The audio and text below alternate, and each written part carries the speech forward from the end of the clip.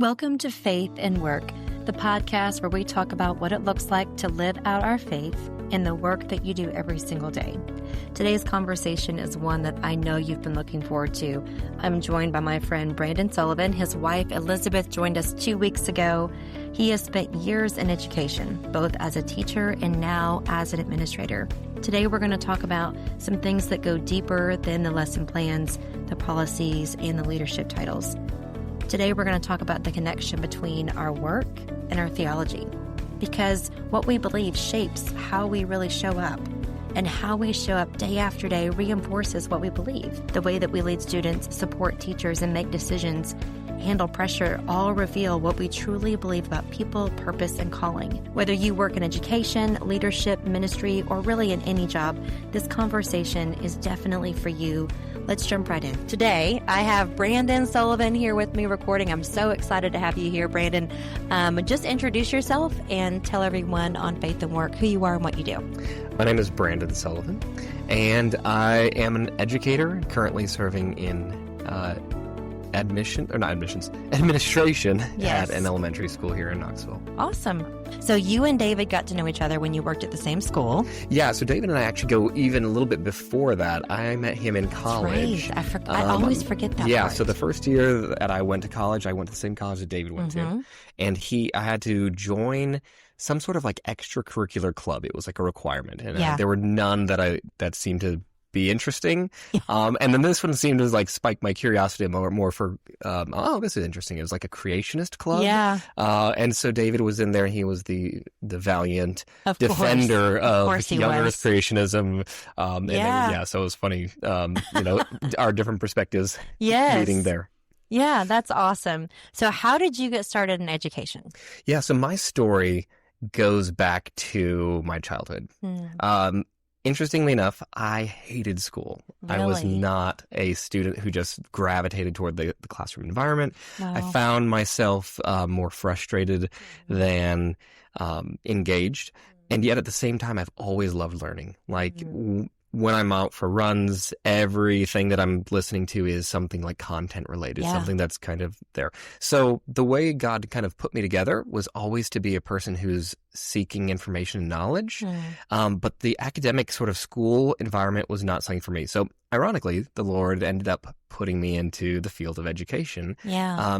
kind of for the purpose of reaching kids who were like me, saying, Yeah. what's a way that the experience like that, what it's like to be a student can be magnified and made beautiful, made exciting for the Yeah. kids who feel, kind of disengaged.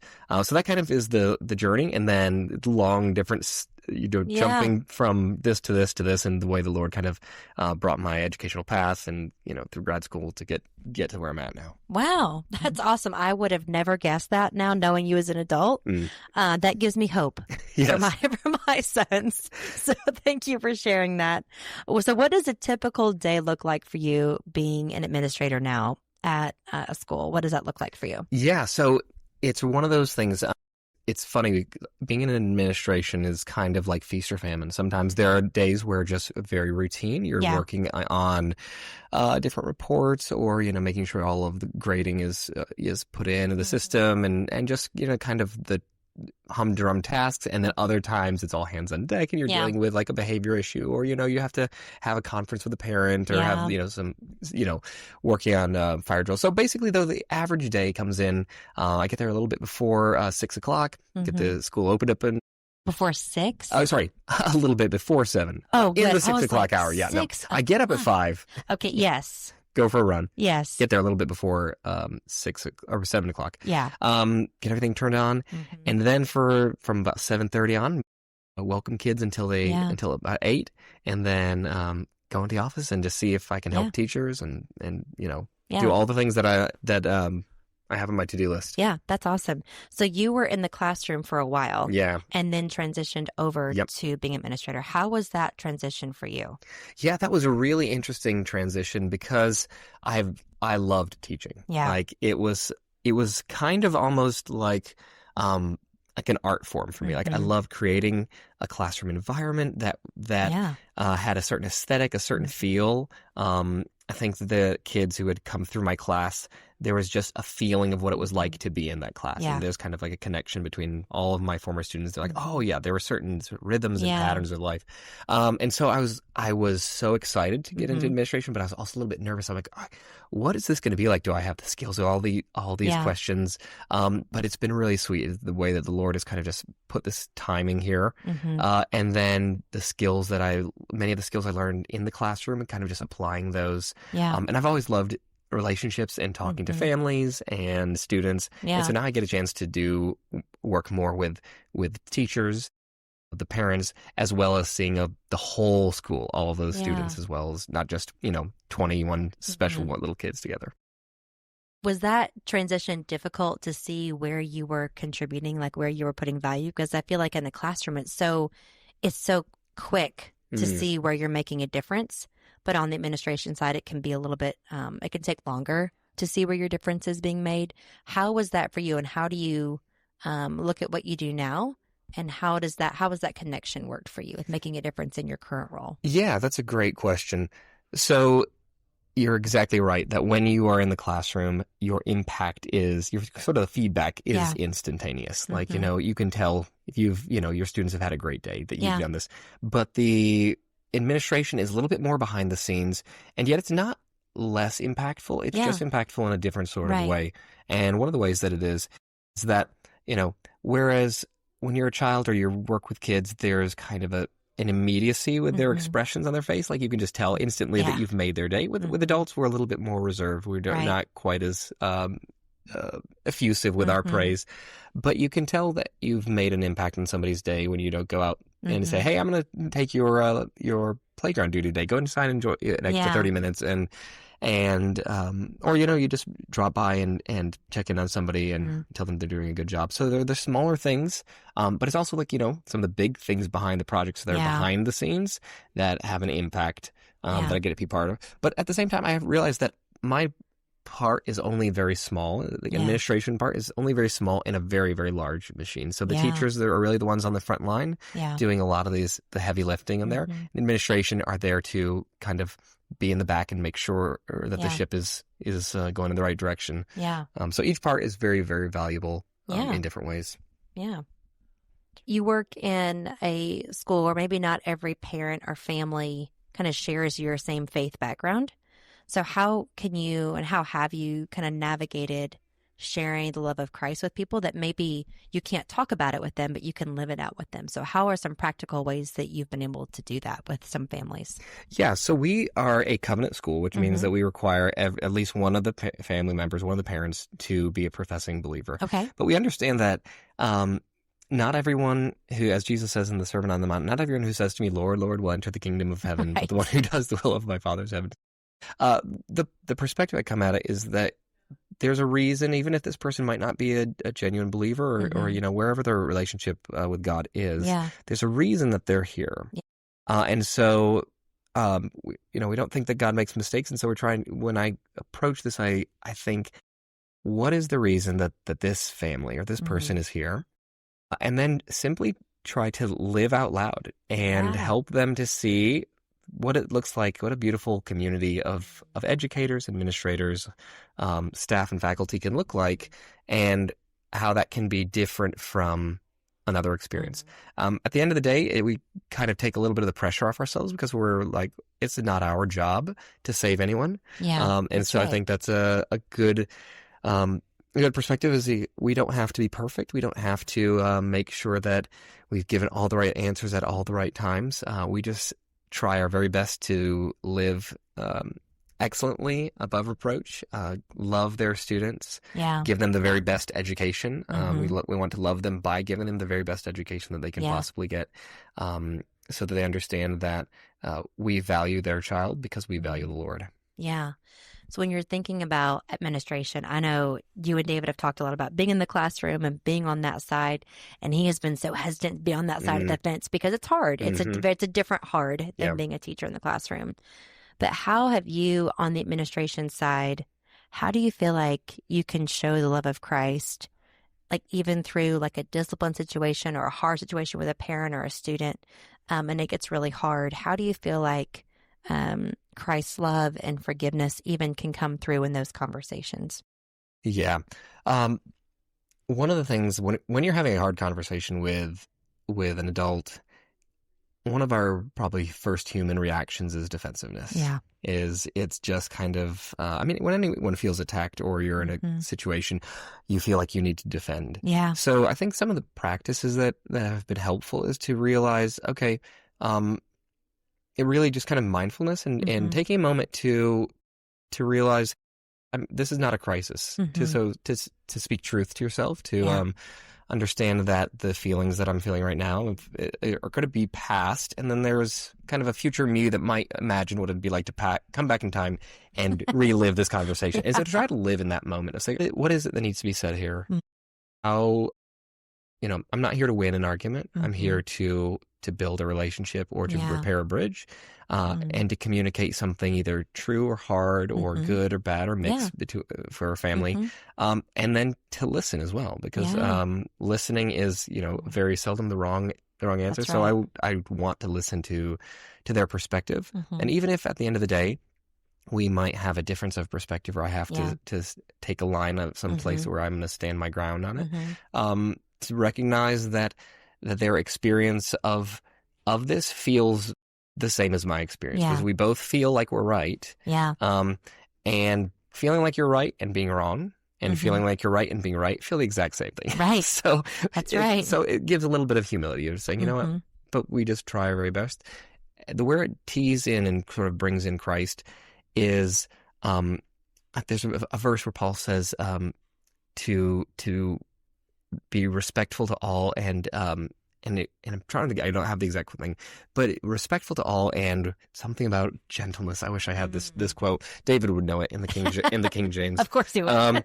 But there's a certain sense of letting our conduct be gentle, and respectful. And so I think most of the time when you come at a conversation, even difficult conversation, if it's respectful and gentle, it will end up better than if you come at it defensively.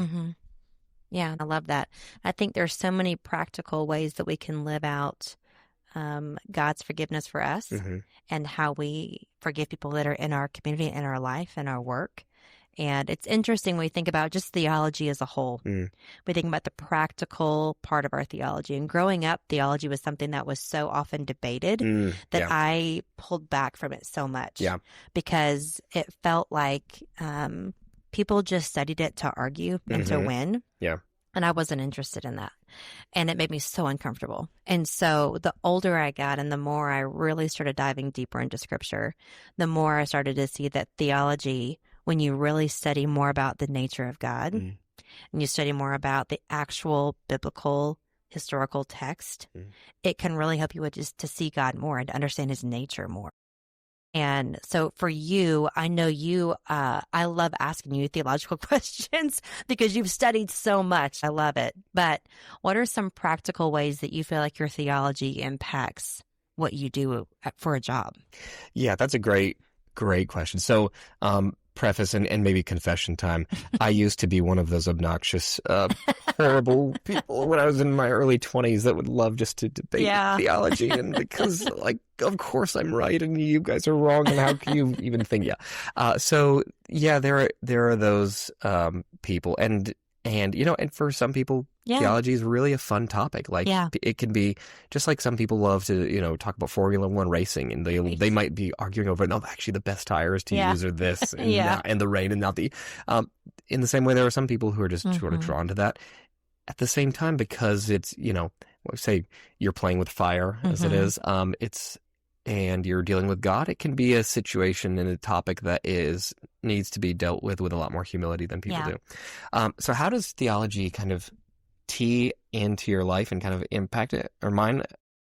I think something that's been really impactful, or something I'm thinking about lately, is that the way we live really tells us what our theology is, not what we necessarily hold on paper. And so to look at what I state that I believe, and to look at what I live, and to see where those two things are in congruity with one another, and where they are they're not aligned. Yeah. So I try to make my theology or make my life match that. And in all honesty, that they don't perfectly. They really don't. They like the things that I'm like, oh, I believe this, this, and this, and then I see the fact that my life does not perfectly align with those things.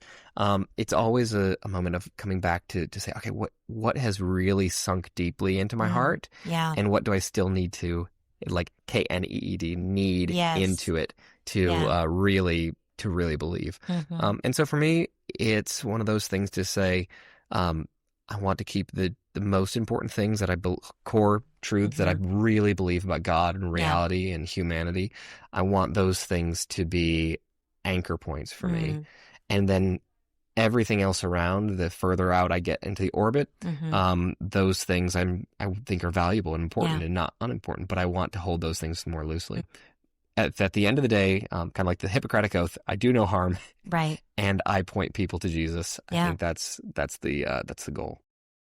When your students, you talked earlier about when your students remember you in the classroom. When you think about the impact you're having on students and families and teachers, so now that group that you're impacting is the teachers too, not just the students and families. What do you want people to think about you when you move on to your next opportunity, or you retire and you and Liz are traveling around the world one day? What do you want people to remember about you as a teacher in that environment? Oh man, I want the kids to have certain memories. I want them to have experienced a really fun, joyful year. You know how I don't know how growing up how you were, but there were certain feelings that each season evoked, like the Christmas season. There was just sort of a vibe, as the youngins would say these days. There was just a vibe of it. That's actually, at the end of the day, I would love for the kids just to have, not necessarily any specific memories. I mean, though they will remember certain songs, certain things that we did in class. All of them will know about Zotz, this like European candy that I probably gave kids. I kept a lot of dentists in Knoxville in business from giving away all this candy. But just the feeling of being of freedom, creativity, curiosity, very high standards, like really having to work hard, but also having a lot of room to make mistakes. So that's, I guess, what I want. And I think that there's not anything particular I would want the teachers other than just to have been encouraged. I think if at the end of the day that they might not even remember, but that they said, you know what? Oh yeah, I felt encouraged. I felt really appreciated. And he made me laugh. Like if that's all that they remember. I think that will be sufficient. Yeah, that's amazing. So let's shift gears a little bit and talk about taking work home with you. I know from David being a teacher that sometimes it's really easy to leave work at work. Sometimes some cases are harder to leave at school. How have you made it a practice to do that? So this week I took a lot of work home with me. This is real talk. It was Wednesday night at 3:49. I woke up and I was stressed out of my mind. I was like, oh my goodness, like there was things that I was having. And so there's not a perfect solution where you can say, okay, if you do the X, Y, and Z, work will just stay neatly in your box. I think a lot of it is more learning to interact with your own brain, your own consciousness in a way that kind of frees you from the natural stresses that tend to creep up. And so for me, what that looks like is prayer and meditation. And sometimes I will play out a scenario to say, okay, so what's the worst thing that could happen here? And will I be okay if that thing happens? And then when it does, then I'm just try to say, hey, Lord, like, here's what I'm nervous about. And I really hope this doesn't happen. Please, it would be so wonderful if it didn't happen. And then, you swipe your email and it's like, am I going to get and it does happen. And it's like, oh, and there's that moment of like fear, anxiety. And then sometimes it doesn't. And then you kind of just feel relieved. But one of the things I do is I try to, in the moments of stress when you're trying to not bring work home for you, but it tends to have clung to the back of your shoes. I try to think of like, all right, think of a past fear that I had. Where is that right now? Where is that past fear that I That's good. one-time experienced that's no longer here? It's passed away. And so this fear, thoughts arise in consciousness. Yeah. And then they pass away. Yeah. And the same will happen with this. Yeah. And so I just kind of take a moment to sort of recognize that I'm feeling that way.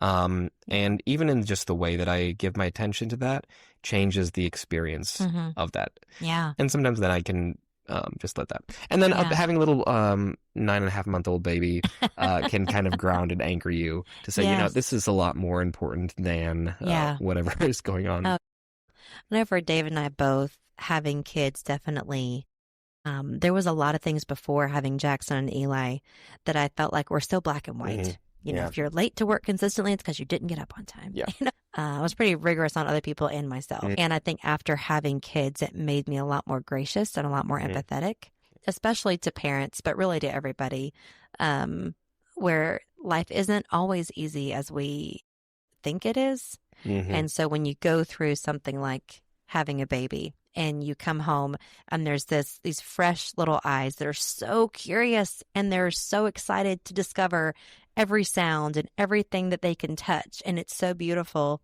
So how has that changed for you, and what are some lessons that you've learned just as being a new dad? What are some things that have maybe pivoted for you with your worldview or your view of work or view of life? Yeah. I mean, like to quote the indelible Taylor Swift, everything has changed. Yeah, when you have a child, I mean, I think kind of your moral imagination shifts where you are kind of at the center to now you have this little human life that is at the center. So whereas before when I was a teacher as I was trying to empathetically experience what the child might be experiencing in my class, like what's it like to be a student in my class? I'd be like, all right, so what would it feel like if I were the student receiving this correction, or if I were the student who had gotten in trouble, how would I want to respond? Now it's kind of shifted more to like my daughter. Like, how do I want someone to treat Lucy in the classroom? How do I want her experience to be here? So that's kind of shifted. It's also been very grounding.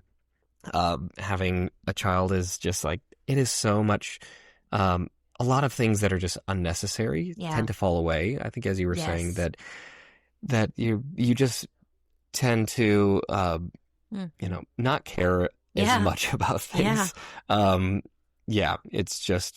It's a lot more like focused, and how many things that you have for your attention just kind of narrows. What did you experience as you guys were in that transition? Yeah, so as we were in that transition, I remember when Jackson was a baby, and it made me fall in love with David more and differently, because he had to sacrifice in ways that he had never had to sacrifice for me before. Rotating shifts of sleep. I all of a sudden needed a lot more help than I'd ever needed before. I needed help in the kitchen. I needed help with the house. I needed help with laundry. We took shifts sleeping. I was working full-time and he was working full-time. We were trying to go back and forth. I think it really helped me to see love differently. And we also had to be, all of a sudden, we were both a little bit more sleep deprived. You say things that you probably shouldn't say when you're sleep deprived because you're tired and your patience is thin. And we had to practice a lot more forgiveness with each other. Yeah. I was pretty confident in who I was as a person. And then having a baby, it really took away a little bit of that confidence because I didn't know what I was doing anymore. And all of a sudden you had to start back over at ground zero. Yeah. And so for David to support that and to really encourage me through that. And when I doubted myself, for him to just say, babe, you're doing a great job. No, I think you're doing good. And I think for each other, when he didn't know what he was doing or I didn't know what I was doing, it really strengthened our relationship. It was hard, but it really strengthened our relationship in a new way. We've been married for 5 years before we had him, and it really strengthened us in a really unique way. It was hard, but it really helped us in that way. Yeah, and I think each change, each really large life change begins to speak to you about who you are and threatens your identity. To say, oh, now, like, oh, who am I if I am not a competent, whatever you want to fill in the blank with that. And then those types of things sort of compound the anxiety and just the stress of, oh, this is just hard being sleep deprived. But it's like, what does this what is reality saying about me if Yes. this, and this? And then also you end up like, oh, we have an entirely different marriage. Like that's Yeah. a new, like you think, oh, you're married for one person Mhm. for all your life, but you have different marriages throughout that. Yes. And so once so true. once the baby's like, well, we have a new marriage now. And Yeah. so learning to navigate that and as forgiveness. And then I think for me personally, I think this is just the way I'm wired, is just humor is kind of a natural way in which I just kind of cope with reality, just to find the humorous side of things. And those are those moments where you kind of lean in and be like, man, life is funny and strange and wonderful and hard and beautiful and horrible all at the same time. Yeah. When Eli was born, it was a test that we were not quite ready for, and it was harder. COVID happened when he was 6 months old. And so we were both trying to work, and then we had a 3.5-year-old and a 6-month-old, and everything just got really, really stressful. And it tested us in a way that was really, really hard on our marriage. But you're absolutely right. We had a different marriage experience with Jackson than with Eli. So we come from slightly different faith tradition backgrounds, but I think something that probably permeated through both of them was a bit of a fear-based reality. Maybe even something that kind of influenced the ways our parents parented us. For sure. Saying, we really want to make sure that our children's, souls are in the right place when they die. It's the climate and this other place is horrible for them. We just want to make sure they get to the right spot in there. And therefore, we kind of internalize a lot of things that can be really damaging for the idea of your identity, who you are, the security that you feel with God. You might feel like there's a grace bank where you say, okay, so we've got a set limit of withdrawals I can make, and if I withdraw too much, then like my standing with the bank, my check could bounce, and then therefore, and you do not want your check to bounce in this in the divine realm. And so it really becomes, it really can become something that causes a spirituality that's grown up around more negative feelings and avoiding negative consequences than it can around a relationship and a desire to actually have a relationship with somebody who's like really awesome. Like, there's probably everyone, I'd be curious to hear who this person is for you, but there's probably like a friend or a few people in your life that you're just like, when you think about them, you just like light up. And you're like, oh my gosh, like I like love hanging out with them. They're just so awesome. Like you don't have to ask me twice. I know regardless of what we'll do, it's just going to be amazing. And I'd say for the majority of people, even people in the church, that is just not the emotional experience that you have when you say the word God.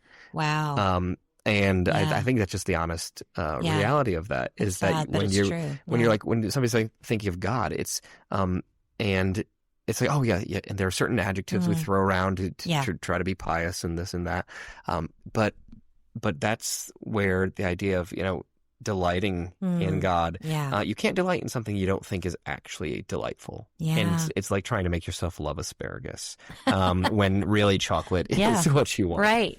So. Yeah, that's really good. I love that perspective. I didn't know that's where you were going. And so when you said that, I was like, oh man, that's really good. I'm definitely gonna have to use that again.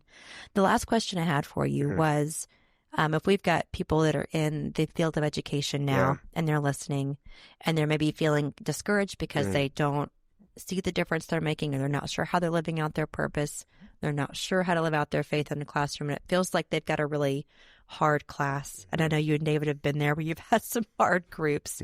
What encouragement would you give to those teachers? Oh man. So the encouragement I'd probably have to just give to my past self in the same situation. That's a really good question. I'm trying to think of something that would be, if I'd had the wisdom to give something equal.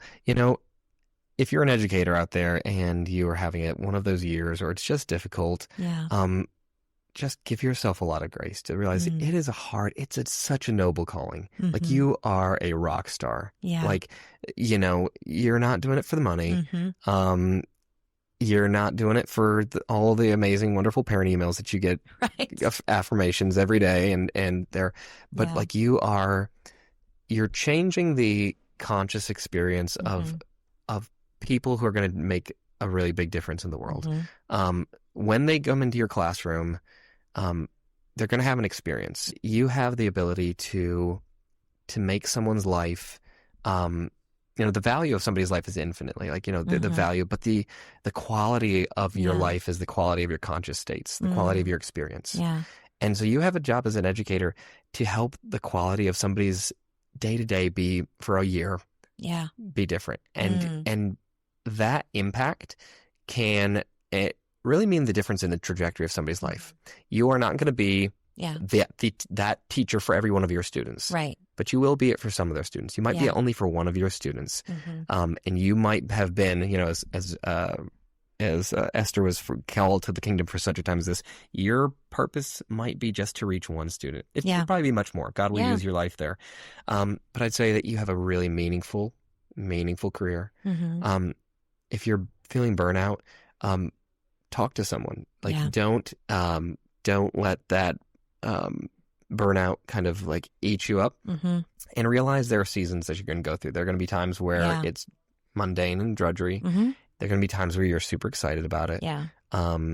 And teach with other people that you love. Like, teach with people that give you life.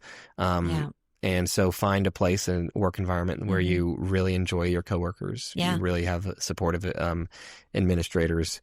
And because this is your life, like you're spending a finite amount of time. You're spending the limited supply of your days. And you want the experience of your life when you look back on it. You want that experience to say, I was happy that I spent my time doing that.